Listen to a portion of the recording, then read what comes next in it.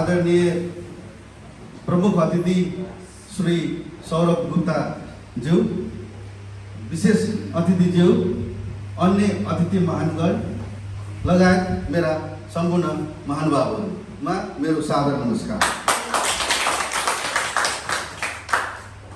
नेपालमा बेरोजगारको समस्याको समाधान भन्ने विषयमा यहाँहरू समक्ष केही कुरा राख्न पाउँदा मैले आफूलाई साह्रै नै गर्व महसुस गरेको छु। हाम्रो देश कुन देश भनेर चिनिन्छ? नेपाल।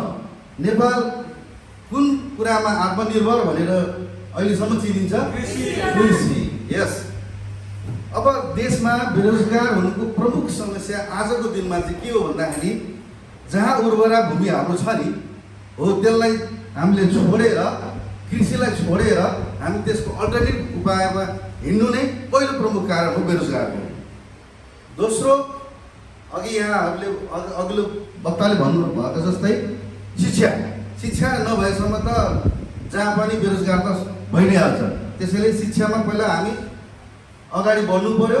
शिक्षा पनि कस्तो भने त स्किल, प्र्याक्टिकल शिक्षा हुनु पर्यो, जहाँ ताकि हामी स्कुलबाट निस्किने बित्तिकै जुन अहिले एससी स्टुडेन्ट भन्छौँ नि, एससी स्टुडेन्ट पनि निस्किने बित्तिकै एक किसिमले आत्मनिर्भर भएर उसले केही काम गर्न सकोस्, त्यो किसिमको ज्ञान हामीले हाम्रा आगामी पुस्ताहरूलाई दिन सक्नुपर्छ भन्ने मेरो धारणा हो। अब यसको समाधान अहिले भर्खर भनिहाल्यो।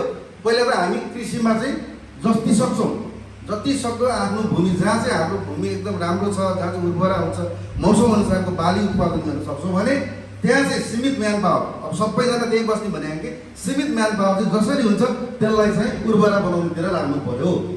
दोस्रो कुरो त स्किल म्यान पावर, अघि भनेको जस्तै स्किल म्यान पावर पनि अहिले जस्तै यो पब्लिक स्पिकिङ, लिडरसिप, जहाँ कि जुन चाहिँ हामी आफ्नो चाहेको कुरा चाहिँ स्पष्ट रूपमा हरेक ठाउँमा गएर राख्न सकौँ, त्यो गर्नु सक्नु पर्यो।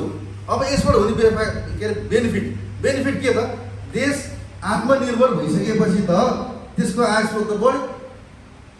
मेन आत्मनिर्भर आय स्रोत भन्छ क्या, देशको प्रमुख आय स्रोत भन्दा इन्टरनल इन्कम चाहियो क्या देश सम्पन्न हुनको लागि।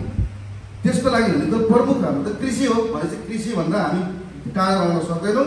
त्यसपछि त्यसको बेनिफिट भइहाल्यो। अब दोस्रो बेनिफिट चाहिँ के हो त भन्दाखेरि अब जति देश सम्पन्न हुन्छ त्यसपछि त हामी सबैको लाइफ स्ट्यान्डर्ड हुन्छ। नेपालले रहन्छ, सिङ्गापुर, जापान, अमेरिका भनिरहनु पर्दैन। हस् त।